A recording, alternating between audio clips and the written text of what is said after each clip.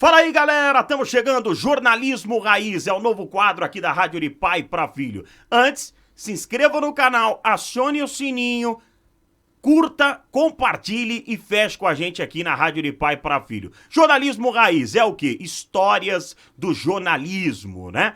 Óbvio que eu vou sugar histórias do meu pai, Nilson César, e eventualmente de outros jornalistas que passarem por aqui. E eu vou começar com a primeira história, né? A primeira história, e a mais impactante, é da morte do Ayrton Senna, em Imola. Pai, conta um pouquinho aí pra gente, como é que foi aquele momento, no momento da transmissão, o que você sentiu. Enfim, é um momento que fica pro resto da sua vida, né? E pra quem estava ouvindo e vivendo também aquele dia. Aquele foi um final de semana muito trágico, né? Já começou na sexta-feira com o acidente do Rubinho Barrichello, que foi um acidente mais espetacular do que o acidente do Ayrton, né? Todos aqueles que acompanham, né, os mais antigos, que se lembram bem, o carro do Rubinho bateu na grade do autódromo, né? Ele voou, literalmente voou. O acidente foi espetacular, né? E depois, no sábado, a morte do Roland Ratzenberg, o austríaco, que morreu na pista. Morreu na pista. Ele morreu, como um italiano me disse, como um galo destruto. Quebrou o pescoço. Houve o impacto na desaceleração, houve a quebra do pescoço. Ele morreu na pista, o Roland Ratzenberg. E no domingo, a trágica morte do Ayrton Senna, né? E eu estava muito perto, cerca de 300, 400 metros do local do acidente. Cabine da gente você via. Tanto pela pista como na televisão, você via o carro. Quando ele passou, falei, tá roncando forte o motor do Ayrton, né? Podemos ouvir esse trechinho? Podemos, claro. Aliás, áudio da Jovem Pan, onde você transmite até hoje e transmitiu esse dia triste da história do automobilismo 1º de maio de brasileiro. 1994. 1:24.9 passou Schumacher, diferença de 682 milésimos. Senna, bateu na Tamborello.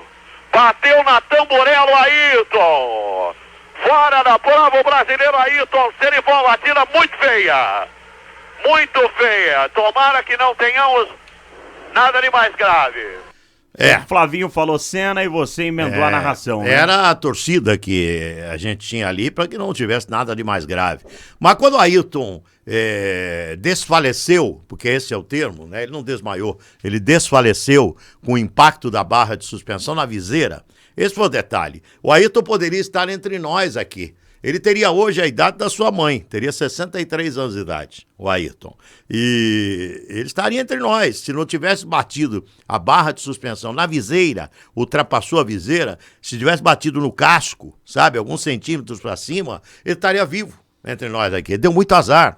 E aí ultrapassou a viseira e pegou em cima do supercílio e ele teve morte cerebral na hora. Nós sentimos isso, porque o Ayrton era um cara que... Ele não queria correr? Aquele dia? Não é que não queria correr. Eu até fiz uma pergunta no sábado para ele. Olha, os carros com os pneus mais estreitos, sem controle de tração, os motores mais potentes, a morte não está cada vez mais presente na Fórmula 1. Aí ele falou, dá uma olhada na sua credencial. Sua credencial está escrito risco de morte. Então esses caras, eles eram meio gelados. O que ele estava brigando era por segurança. Ele e o Schumacher estavam brigando por muita segurança naquele final de semana. Mas correr, ele queria correr. E o Ayrton era fominha mesmo, sempre gostou de correr. E isso aí é bobagem, falar que ele não queria correr. Foi uma fatalidade. Foi uma fatalidade, uma tragédia. Eu me lembro que quando o corpo dele foi retirado dali e foi para o Hospital Maggiore em Bolonha, eu fiquei narrando a corrida até o final. Quando eu cheguei no Hospital Maggiore, a doutora Maria Teresa Fiandri, que era a médica que estava atendendo a Ayrton, ela falou, eu não posso fare niente, o ragazzo é distrutto. Quer dizer, eles já estavam dando como morte. Aí nós perguntamos, né, mas ele já morreu? Falou, não, mas algumas horas mais nós vamos dar com a morte dele, porque a resistência orgânica do Ayrton era tão grande, apesar de ter tido a morte cerebral na pista, isso ninguém me tira da cabeça. Jorrou massa encefálica. Claro, teve a morte cerebral na pista. Mas a resistência orgânica era tão grande que ficou alguns minutos, algumas horas, né? Até parar os órgãos. Então a doutora Maria Teresa Fiandri, quando constatou que todos os órgãos pararam, ela foi até lá embaixo, onde estava o pessoal, toda a imprensa do mundo, anunciar oficialmente a morte do Ayrton Senna. Foi um final de semana trágico, triste. Tivemos a morte de 2 pilotos e um acidente gravíssimo com o Rubinho Barrichello na sexta-feira. Ele deu muita sorte, o Rubinho. Aliás, você foi na ambulância com ele pro hospital. Foi dentro da ambulância, eu e o falecido Cândido Garcia. Você fez uma entrevista com ele dentro da ambulância ou estava no hospital entrevista não. Nós só fomos conversando com ele dentro da ambulância. Dentro do hospital, eu tinha essa fita. Então acho que dentro do hospital falei. E ele estava bastante... não, isso foi no dia, na pista depois, no autódromo. Depois. Ele estava muito nervoso, porque ele falava, nossa, será que eu vou passar por essa? E a médica fala, calma, você está bem, né? Mas foi um final de semana tenebroso, triste. Todos nós que vivemos Imola, aquele final de semana, né, que culminou com a morte no dia 1º de maio de 1994, do melhor piloto do mundo de todos os tempos, indiscutivelmente. Não dá para discutir. O Ayrton é a grande referência para todos os pilotos, inclusive o Hamilton sempre fala isso, que a referência é o Ayrton e sempre será. Ele foi o Pelé dessa história do automobilismo. Morreu jovem demais, com 34 anos de idade. Foi um final de semana que nos envelheceu profissionalmente, né? Porque uma cobertura dessa, o jornalista envelhece. Ele envelhece, porque você tem que ter muita calma, muita tranquilidade, muita serenidade. Qual era a notícia que o brasileiro não queria ouvir? A notícia que não queria ouvir é a morte, né? Foi a cobertura mais marcante da sua história? Não tem dúvida. Tem dúvida, eu já tive em Copa do Mundo várias vezes, mas essa foi marcante demais, porque foi uma repercussão mundial. Incrível a repercussão da morte do Ayrton. O Japão nunca tinha parado a fábrica da Honda. Na segunda-feira foi decretado feriado nacional do Japão, a Honda não trabalhou. Pra você ter uma ideia do respeito que eles tinham pelo Ayrton, que tinha ganho o título com motor Honda na McLaren em 1988. Ele era como um samurai para os japoneses. Ele era tido como um samurai para os japoneses. Então, não tem dúvida que foi a cobertura.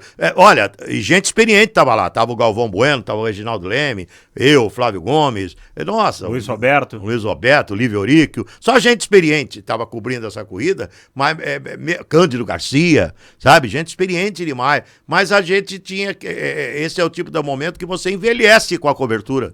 Você envelhece, você amadurece, porque ninguém queria dar morte. Morte a gente dá na palavra da médica. Então, quando a doutora Maria Tereza Fiander foi lá e anunciou a morte, aí sim é o que valeu para mim. Cabrini estava lá também. Cabrini, depois veio Pedro Bial. A Globo deslocou Pedro Bial de Londres, que ele era repórter em Londres, e ele foi até Imola, até Bolonha, para fazer a cobertura depois do transporte do corpo, que saiu de Bolonha, foi para Paris, e o corpo veio de Paris para São Paulo. Realmente foi algo que nos marcou muito, que me marcou muito, uma cobertura que eu não queria ter feito.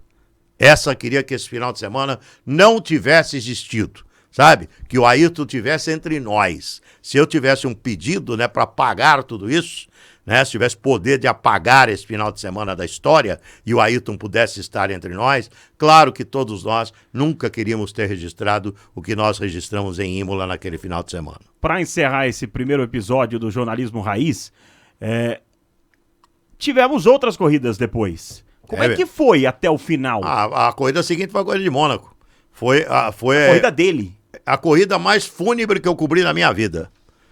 Porque nós fomos para Mônaco. A gente não ouviu isso ainda. Foi a corrida mais fúnebre que eu cobri na minha vida, foi a corrida de Mônaco. Sabe, a sensação é que ninguém queria estar lá. E não eram só brasileiros, não. Tô arrepiado aqui, porque eu tô lembrando de tudo isso. Mônaco, nós chegamos em Mônaco, era um ar de tristeza em todas as partes.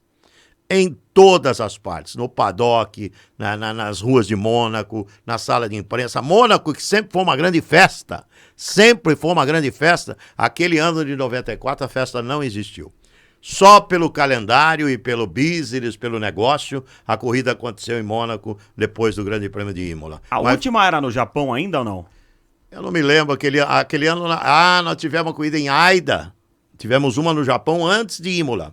Tá. Antes da morte dele em Imola, eu estava no Japão. Eu fui pro Japão. Que foi onde você sentiu É o que os japoneses sentiram, Não, né, isso, com a morte isso do eu já Senna. conhecia. Não, a corrida anterior. A anterior. Anterior à morte dele foi Aida. Nossa, onde ele sempre onde era foi o samurai. É. Onde ele correu uma corrida inteira até o final. Aliás, não correu, porque, se eu não me engano, ele não terminou aquela corrida de Aida no Japão.